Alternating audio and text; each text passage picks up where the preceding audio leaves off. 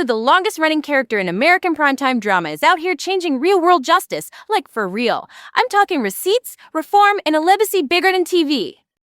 Hey, I'm Emma, and I'm feeling totally inspired, like Goosebumps level inspired. Buckle up. So, let's talk Mariska Hargitay. You know her as Detective Olivia Benson on Law & Order, a Special Victims Unit, a role she's played since 1999. That's not just longevity, that's an empire. Born in Santa Monica in the mid-60s and raised in Los Angeles, she started as an actress and is now also a philanthropist, a producer, and yes, a director. That's a glow-up and a half. Let me set the scene. A few years back, I wandered into a community center event, honestly for the free cupcakes, don't judge. They started talking about untested rape kits. Eli 5 version, a rape kit is a forensic kit used to collect evidence after a sexual assault. When those kits sit untested, justice literally stalls, crucial DNA gathering dust. Then a survivor stood up and told her story, and the room just shifted. That's the moment it stopped being a headline and became a heartbeat. Suddenly, I was helping organize a local awareness campaign, calling our city reps, rallying people who had never heard the term backlog. I was shook, and I was in. That's why Mariska's path hits me. She prepared for Benson by training as a rape crisis advocate, then in the mid-2000s founded the Joyful Heart Foundation to support survivors. Art met reality, and then reality demanded more. Honestly, chef's kiss to purpose. Okay, let's move on. On screen, Olivia Benson is the sun the franchise orbits, crossovers to Chicago PD and Chicago Fire, cameos across the Law & Order universe. She's the longest-running character in primetime drama, period. That doesn't happen if the audience doesn't trust you. Off-screen, Mariska leaned into that trust. Joyful Heart put survivor healing on the map, raised serious money, and hammered on the rape kit backlog until it was impossible to ignore.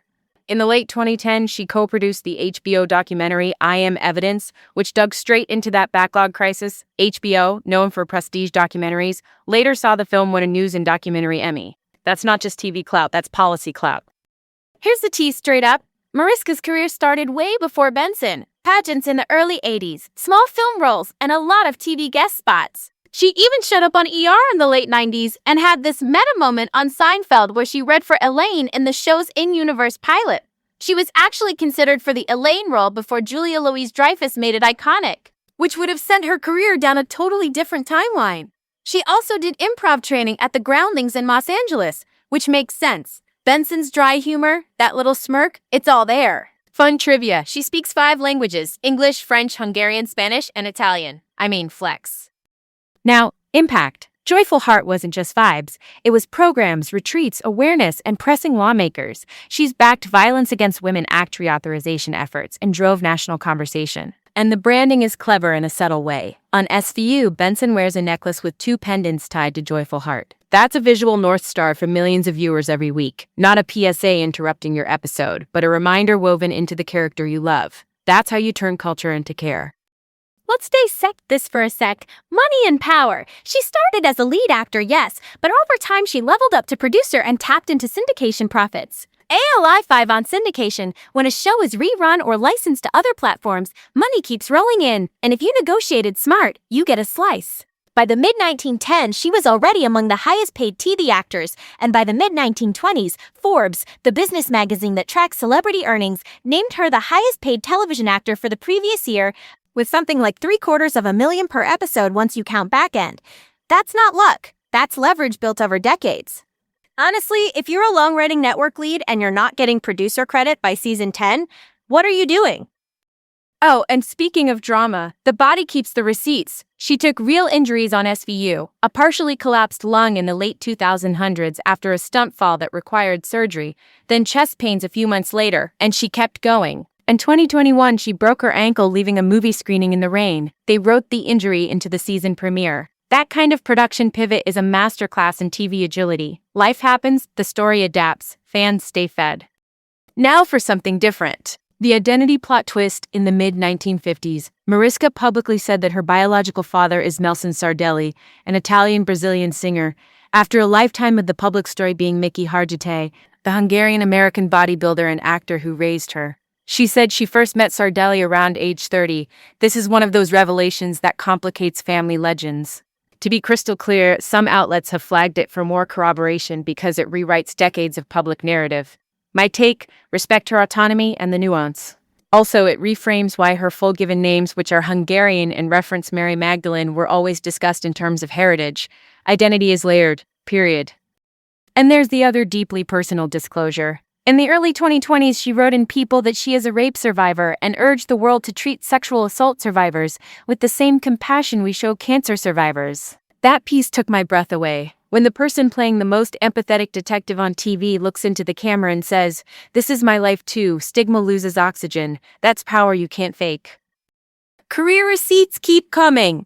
She got a star on the Hollywood Walk of Fame in the early 1910s, placed right next to her mother, Jane Mansfield's star. For anyone new, Mansfield was a major film star and sex symbol in the 50s and 60s. The placement is symbolism 101. 2 careers, 2 eras, 1 sidewalk. Her pop culture omnipresence is wild. A cameo in Taylor Swift's Bad Blood, that blockbuster mid-2010 squad music video moment, a playful appearance as Benson on Saturday Night Live, crossovers galore, the woman contains multitudes, and apparently every network's Rolodex. Then she pivots again. She launches a production company called Mighty Entertainment in the mid-90s and makes her feature doc directing debut with My Mom Jane, revisiting Jane Mansfield's life and death from a daughter's vantage point. If you know even a little pop history, you know Mariska survived the 1967 car crash that killed her mother and left a scar on her head. That kind of loss leaves a fault line. Turning it into art is both terrifying and brave. She also executive produced Nuns vs. the Vatican, directed by Lorena Luciano, an Italian documentary filmmaker known for social issue work. And she landed on the inaugural Time 100 philanthropy list, Time magazine's new list for global changemakers in giving and advocacy. Honestly, yas queen. Okay, pause. This next part is everything. Stage time! She's slated to make her Broadway debut in Every Brilliant Thing, a one-person show, taking over from Daniel Radcliffe, who, for anyone who slept through the 2100, is the actor who played Harry Potter and is also a beast on stage. A solo show after decades of camera work is a gutsy flex. It says, I am not just my most famous character, I am a performer, full stop. Let's jump to the big picture. What does Mariska's story tell us about celebrity and responsibility? Number 1. If your character changes culture, you can channel that into policy and support systems. Number 2. The line between fiction and reality can be a bridge, not a blur, when you design it with intention, like integrating the joyful heart necklace into Benson's wardrobe. Number 3. Owning your story. Even the messy parts about family and trauma can supercharge your advocacy because it invites people to stop whispering and start helping. And low-key, that's how you last this long in pop culture, without feeling, mid. Next time, I'm diving into actors turned directors, and why their power behind the camera is sometimes the real plot twist. We're talking vision, risk, and who actually calls the shots. So that's the tea, folks. Keep pushing boundaries, be loud for survivors, and wear your purpose like a pendant. This was a ride. Later.